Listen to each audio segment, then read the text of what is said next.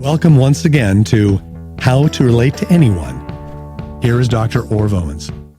Well, hello again. We're finally at that point where we're going to look at the perfect person.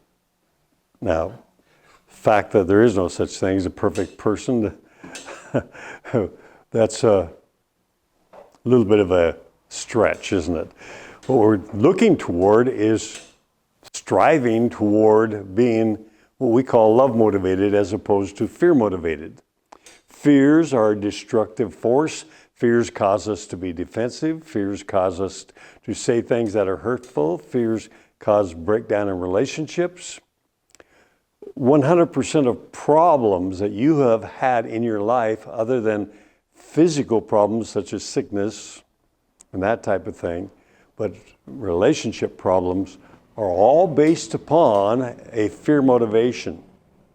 100% of all problems, relationship-wise, you've had have been based upon fear motivations, either yours or the person you're having trouble with.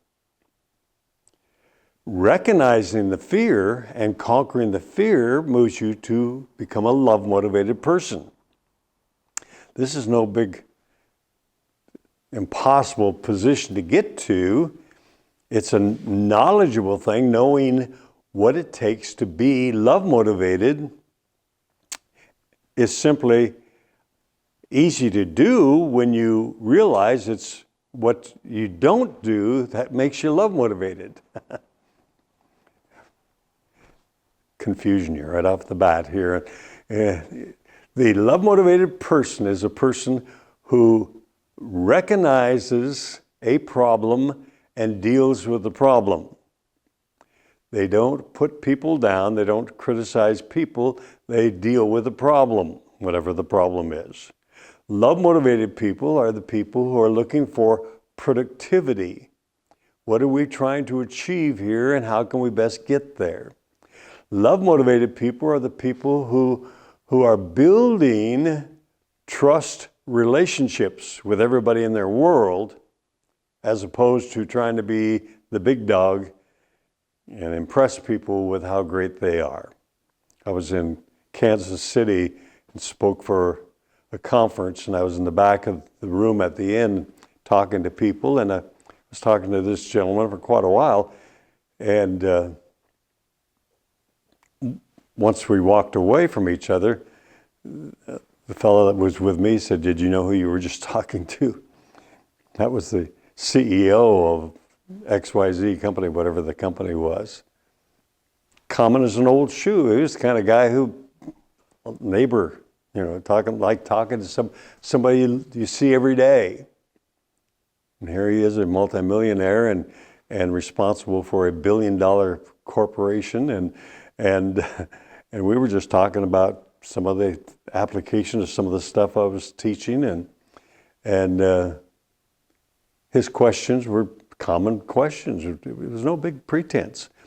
You'll find love-motivated people are the most relaxed people, the most have the least demands on you as a person in relating to you. They're just so accepting. You don't have to meet their expectations. You don't have to be just right, say just the right thing. Doesn't really matter. They accept you right where you are, because they have learned in life that by accepting people right where they are, you can build trust relationships with anybody. Getting to a position where people have to meet up to your expectations or your standard in order to be your friend or your acquaintance or your associate or whatever, that's all fear-motivated stuff, and it's normally focused on what do I get out of it? What's my position? What kind of recognition am I going to get? A motivated person doesn't need recognition. They just know who they are, and they go about doing the productive things, whatever that is. So you'll be surprised sometimes when people tell you what their role is in life and how important they are as a person when they don't act like they're important.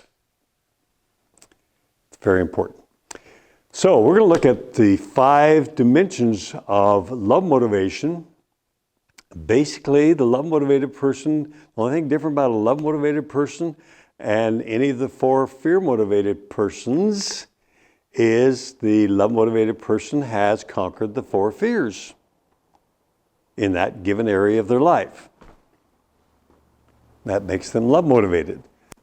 No big thing that you have to have all of this going for you and go on to be love motivated. There are people who dig ditches who are love motivated. There are people who babysit for a living. There's people who sweep streets. It doesn't really matter what a person does. What really matters is what is their attitude. Because our attitude determines our altitude as far as how much impact we have upon other people in our world in a positive way. So we're going to look at the 4 of the 5 relationships that determine how love motivated you are. Number 1 is the inward relationship.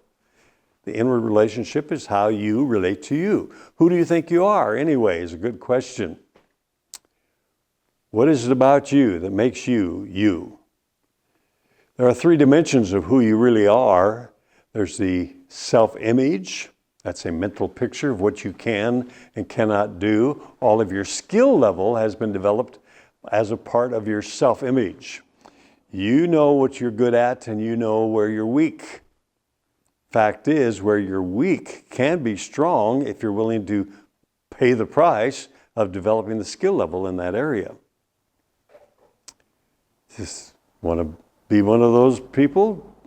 Get out there and learn. Work harder than anybody else did. And that's how you get there. But that's all part of your self-image. And I can ask you 5 questions and I can know where your strengths lie and where you are going to be somewhat weak. And we do that in our interviewing process as a part of a panel of interviewing people for management positions. Over the years, to get somebody who's going to really fit a job description, I've been brought in as a consultant, served with 2 or 3, or in some cases 4 associates in the company to interview people that are basically interviewing for a top position in the company, including CEO. And what we look for is their ability to relate to anyone, anywhere, anytime, build trust relationships, cause people to stretch to meet their expectations, and that's our definition of leadership. So the inward relationship starts with who you think you are, your self-image. Second dimension is your self-esteem, how much you value who you are as a person. Your value system must include a self-value. And your self-value has to be that of your uniqueness. You are one of a kind, nobody in the world just like you. God doesn't make junk. And you have potential to achieve anything you can imagine. But you have to accept yourself as a unique individual, and you, because of your uniqueness, you don't have to compete with anybody else in any area of your life. Just be who you are. Be the very best you can be. But you do that by realizing you bring to every relationship a value. And the value is your experience, your knowledge, your desire to be of service. All those things are a part of who you are as a person and the value system that we see in you. So we look at relationships and how they're developed, and they start with a high self-value of who we are as a person. Not what we can do, but who we are. Who we are determines what we can do. So we look at development, self-growth, personal growth. That should be a challenge for you every day. How can I be a better person tomorrow than I am today? And if I'm challenging myself to grow and working at building trust relationships and accepting who I am as a person, I'm going to be a happy person. Because it projects then as a person who has their act together, and they are a person that's getting better every day, developing skills, developing attitudes, developing relationships. They're, we would say, love motivated as opposed to just relationship oriented. Love motivated is all accepting, including self-acceptance. It's one of the hard ones because you know how many dumb things you've done in your life. And we tend to focus on our stupidity and our mistakes. Well, mistakes should be a learning experience, and hopefully we don't make the same mistakes twice. And that's called growth, personal development. Second relationship that's vitally important to a love-motivated person is the upward relationship. That's how you relate to people who have authority over you, people who have the ability to teach, to develop, to help you grow, to have input into your life in a positive way, to lead you into a higher level of productivity and personal growth.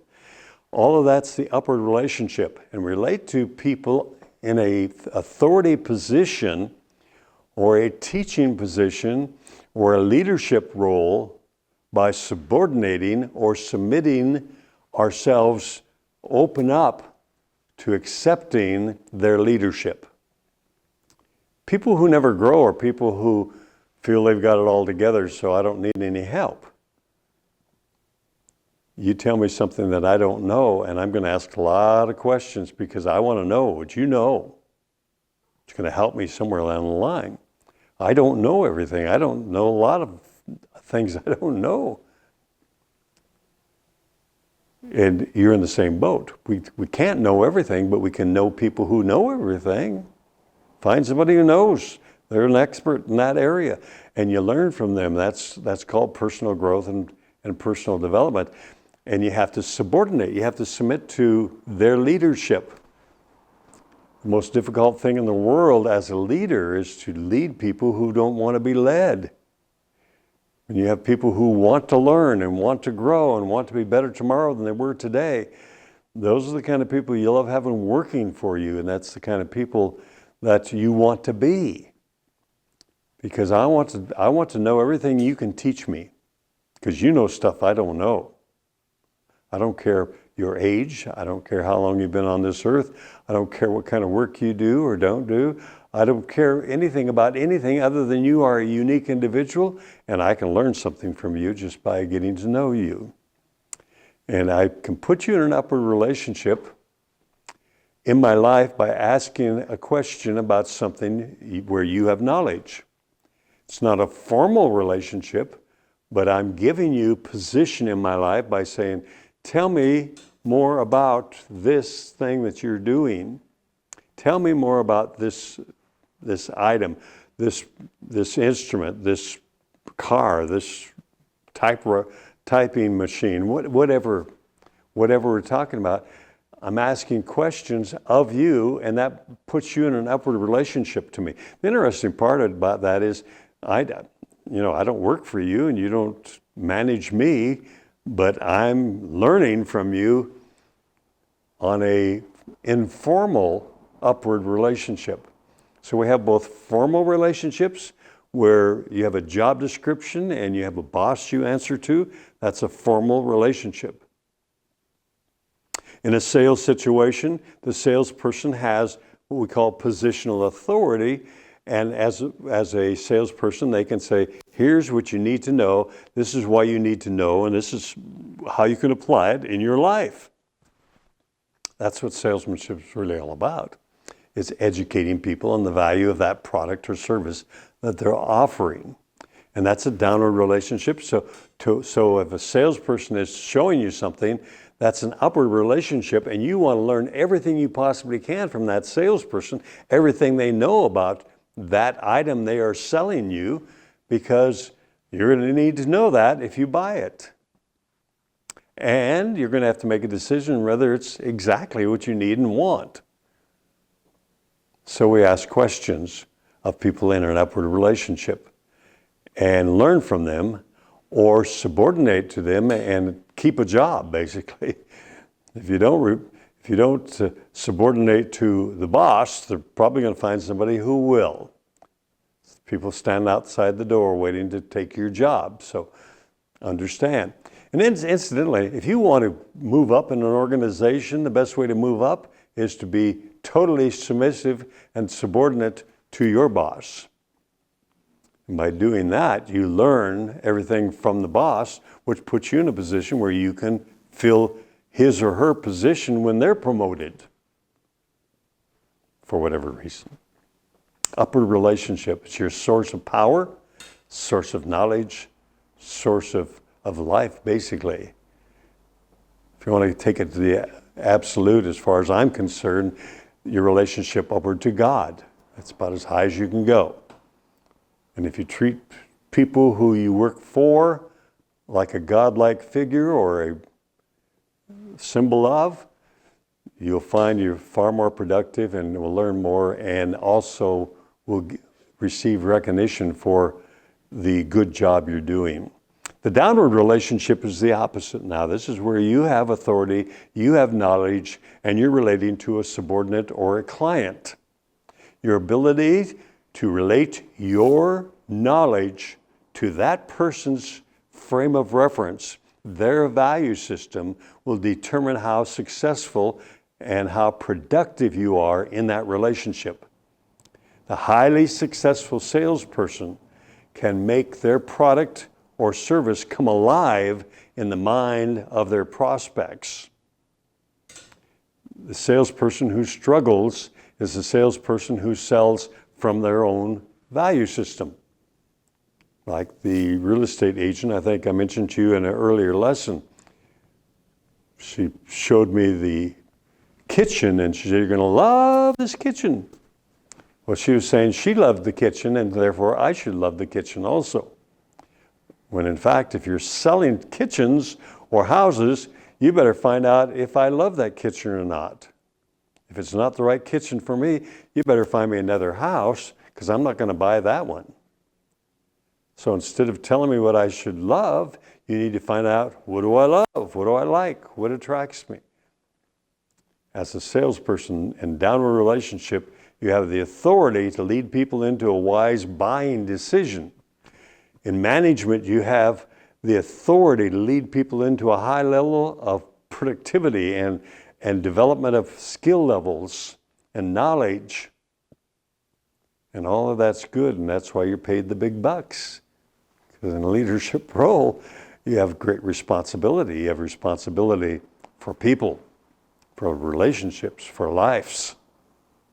And so the downward relationship is how much authority you use and how much responsibility you assume to develop a good working relationship with that person.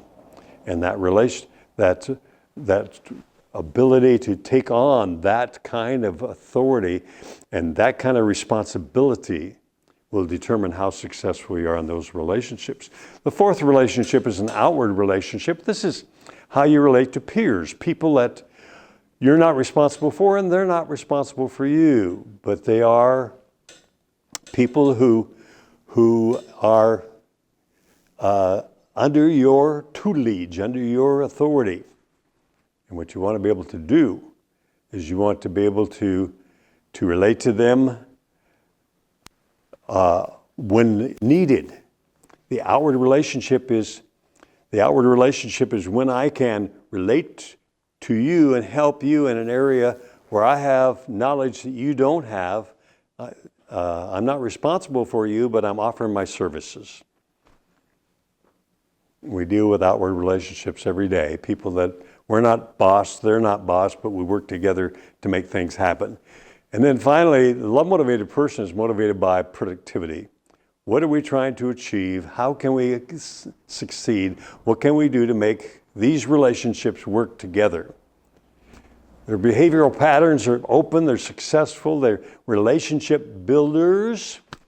They look for productivity and focus on those things that cause a growth pattern.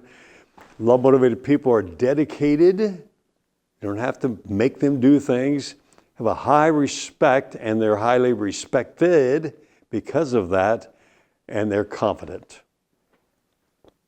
They tell it like it is, recognize positions, respect time, listen and learn, and are the kind of person that you feel comfortable with because you have confidence in them. And you can be that person. All you have to do is conquer the 4 fear motivations in any given situation in your life, and that puts you automatically at love motivation. So, be love motivated and be an achiever. Our next program is going to be on physical wants. Wants are physical. What do you want? And how do you get what you want and satisfy your needs for wants? We'll look forward to having you at our next program.